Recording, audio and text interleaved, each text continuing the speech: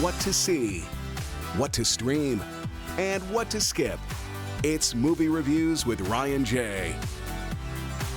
And we're here now with Ryan J., nationally syndicated radio film critic, to tell us the scoop for theaters this weekend. Good to see you. Good to see you. Where's your leopard print? Yeah. I didn't get the memo. I love your lip color, though. It's very pretty. Thank you. We went That is dark good. today. Yeah, we did. It's close in hue. So how are you? I'm great, For a thanks. rhyme, you get that hue. There we go. Very Nice good. work. It's a Friday. Exactly.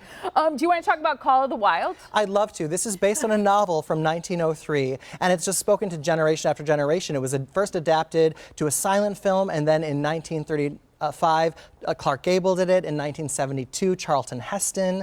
It was an anime version. Even Snoopy and the Peanuts got in on an action of this story. Then there have been so many other adaptations. Now we've got this one with Harrison Ford. Okay. Ooh. So I see the puppy. Is this kind of like a Disney? What is the vibe of this? It is like a Disney. It reminds me and is reminiscent of like the live-action, non-animated Disney classics of the 1970s and 80s. This is produced though by 20th Century Studios, and it's an all CGI dog, and then Harrison Ford. No way. Wait, the dog's not real at all? No, not at all. None of the dogs in the film. Oh, wow. Yeah, the animation's not as good as like, The Lion King was, Yeah. or with Jungle Book, but it is quite good and very emotive. What about Harrison Ford? He's so great, and can I tell you, ladies, there's a moment where Indiana Jones gets in the river, and it's like, is he using the same personal trainer as Thor? I couldn't believe it. This is not the Han Solo we grew up with. I want to see it. Yeah, seriously, seriously. This is not the Han Solo we No. grew up with. I love it. Who is Buck?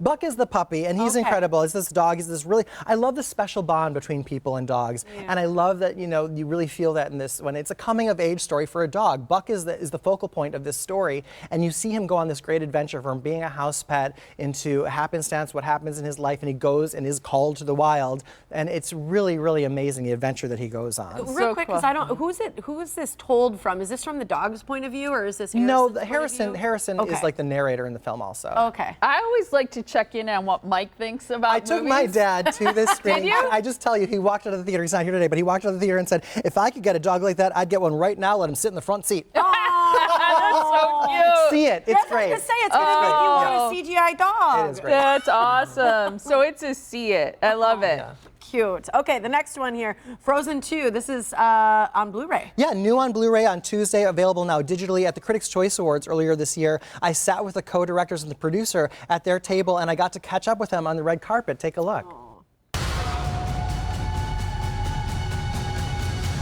What kind of challenges did you feel in creating a follow-up to what was already an iconic hit? I think for us, when we decided to do it, we made a pact. We were going to keep that pressure out of the room because it was really important to build a story the same way we did the first one. Frozen 2 is going to mean something different to its audience as they rewatch it throughout their lifetime. How intentional was that? Well, it was. We did think about that because we thought, well, let's see, if some of our audience, they were 6 or 7 years old, the young ones, when they first saw it, now they're teenagers. And so what's a story that will, connect with them? When are we getting Frozen 3? We get asked that question a lot. I think I want a real answer. truthfully, it's too soon for that question. I would ask us maybe in a year. Has Elsa seemed weird to you? She seems like Elsa. I'm sure you're aware of the buzz online. I wouldn't be a good LGBTQ representative if I didn't ask the question, what are the chances that Elsa could be a lesbian?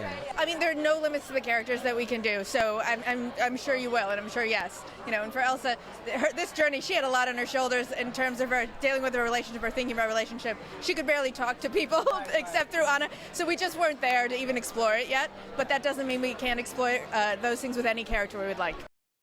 I love it. I love this movie. I love how mature the characters have become. There are great deleted scenes, deleted songs from the film on this DVD. So, you can also head over to my website because I'm going to be giving away free digital copies of Frozen 2 New. Giving it away. Yes. Giving it. All right, you got a free screening coming up. Yeah, Midsummer in Newton is this documentary that was filmed, and Michael Unger, who is the new artistic director at Scarlet Music Theater, Yes. is featured in this documentary. And I love how it's about the power of the performing arts to heal a community and to build confidence in children. It was such an important part of my life. I was, had a really tough childhood, but turned to theater as an outlet that really helped me. And so this documentary is about that. It's coming up. I want people to come join me. I'm going to be going to one of these screenings also on Friday, February 29th at 2 and 7:30. They're free. You go over to skylightmusictheater.org and you can just reserve your free seats. And it's going to be an amazing documentary. That's cool. I can't wait to see it. Very really cool. And the name of it again? Midsummer in Newton. Okay, that's wonderful. And you have a new movie club. Yes, for The Invisible Man, which is a horror film. I wish you guys would come. I saw the preview on a commercial. I know, it